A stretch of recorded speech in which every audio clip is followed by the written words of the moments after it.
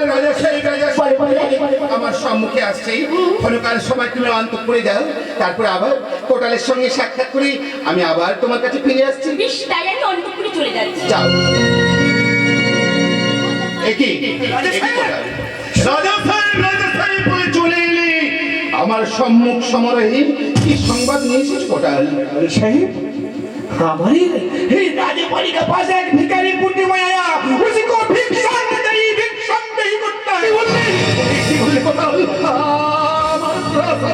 আমার প্রাসাদে ভিখারি মূর্তি মানেছে। শুনতে পাচ্ছ বিমলা, শুনতে পাচ্ছ? তোমার ভালোবাসায়, সত্যি সত্যি তোমার ভালোবাসায় আমার এই বন্ধু চাষবাসীগুলো আমার জমি উঠবে বিমলা। যে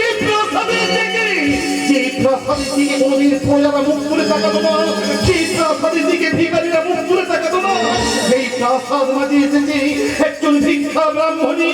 যাও যাও কোথায় যাও, আর বিলম্ব করো না কোথাল।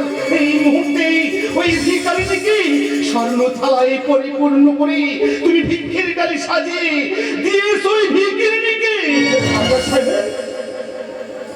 ये बुद्धिमान तुमको हाथों से तुमको पास उसी को भिक्षा मिल लेता है राजा साहब। কি বললে?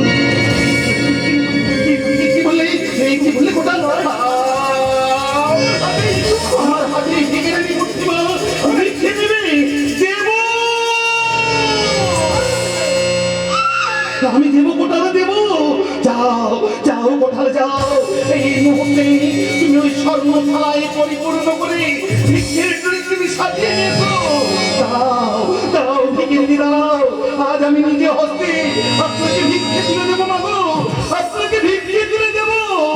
দাঁড়াও ভিখিরি, অপেক্ষা করো ভিখিরি। আসছি ভিখিরি, আমি আসছি। এই মুহূর্তে আপনার জন্য ভিক্ষে